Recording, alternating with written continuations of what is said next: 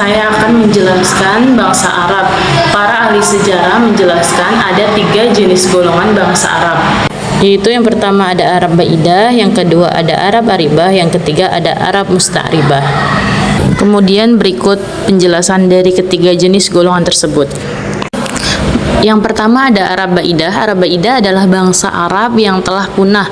Mereka ada kaum Ad, kaumnya Nabi Hud, kemudian ada kaum Samud, umatnya Nabi Soleh, dan yang ketiga kaum yang musnah karena genosida atau bencana alam lainnya, seperti kaum Tasam, Jadas, Imlak, dan lain sebagainya. Yang kedua ada Arab Aribah atau Arab Qahtani, yaitu bangsa Arab murni yang merupakan keturunan Nabi Hud yang selamat dari azab. Yang pertama ada suku Himyar menetap di Yaman, kedua ada suku Kahlan yang kemudian tinggal di Jazirah Arab. Kemudian yang ketiga ada Arab Musta'ribah, yaitu Arab yang merujuk pada keturunan Nabi Ismail, disebut juga dengan Arab Adnaniyah. Kemudian selanjutnya saya akan menjelaskan tentang bahasa Arab. Apa sih bahasa Arab itu? Mari kita simak video berikut ini. Pengertian Arab secara bahasa adalah gurun Sahara atau tanah tandus yang di dalamnya tidak ada air dan pohon yang tumbuh di atasnya.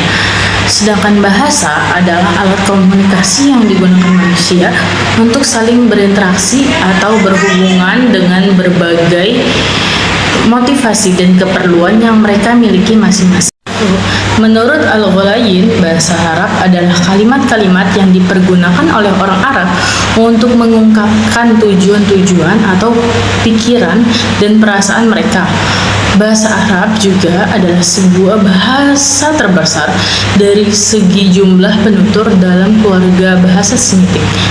Bahasa Arab adalah kalimat yang dipergunakan oleh orang Arab untuk menyampaikan maksud dan tujuan mereka yang berbentuk huruf hijaiyah yang dipergunakan untuk orang Arab dalam berkomunikasi dan berinteraksi sosial baik secara lisan maupun tulisan. Setiap bahasa adalah komunikatif bagi para penuturnya. Dilihat dari sudut pandang ini, tidak ada bahasa yang lebih unggul daripada bahasa yang lain.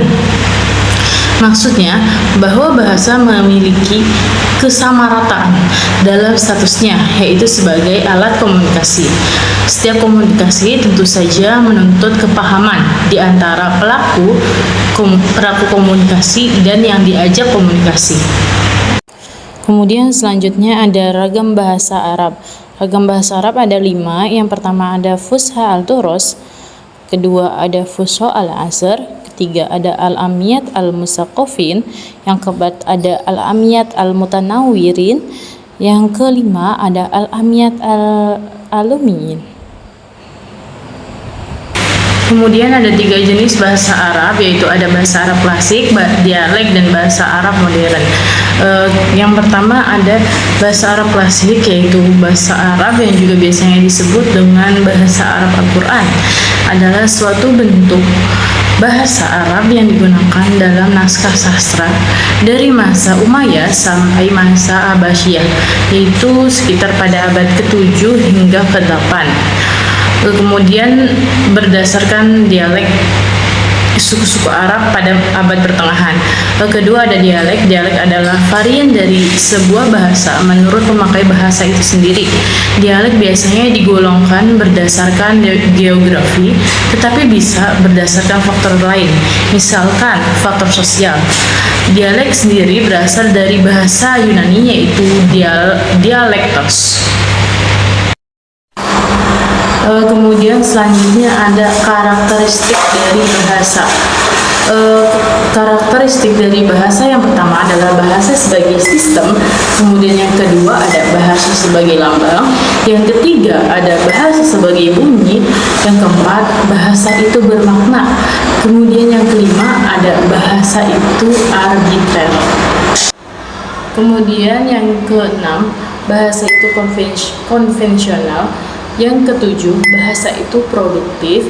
Yang kedelapan, bahasa itu unik. Dan yang kesembilan, bahasa itu dinamis. Mungkin demikian Itu adalah karakteristik dari bahasa. Kemudian selanjutnya ada fungsi bahasa. Para ahli bahasa membahas fungsi bahasa secara umum. Beberapa di antara mereka beranggapan bahwa fungsi bahasa berbeda dengan penggunaan bahasa. Kutaratna berpendapat antara fungsi bahasa dan kegunaan bahasa memiliki perbedaan. Kegunaan lebih memacu pada struktur eksternal, sedangkan fungsi lebih kepada struktur internal. Ia memberikan contoh kepada bentuk obat. Kegunaan bahasa dapat digambarkan sebagai manfaat obat, yaitu mengobati penyakit. Sedangkan fungsi obat adalah untuk meningkatkan ketahanan tubuh dan selanjutnya memberikan makna kesembuhan bagi si pasien tersebut. Sementara di sisi lain, Haliday dan Hasan menyamakan fungsi dan kegunaan bahasa dengan dasar menelaah bahwa fungsi bahasa berarti mengupas penggunaan bahasa itu sendiri. Fungsi dan kegunaan suatu bahasa sangat terkait satu sama lain, karena penelaahan fungsi secara tidak langsung harus menelaah maknanya juga. Hal ini didasarkan konsep bahwa bahasa tersebut bermakna ketika bahasa tersebut berfungsi dengan baik. Demikian sebaliknya. Fungsi bahasa dalam kehidupan manusia menurut Haliday mencakup 3 hal, yaitu yang pertama ada fungsi ideasional, yang kedua ada fungsi interpersonal, yang ketiga ada fungsi tekstual. Ketiga fungsi ini disebut metafungsi bahasa, yaitu fungsi bahasa untuk penggunaan bahasa tersebut.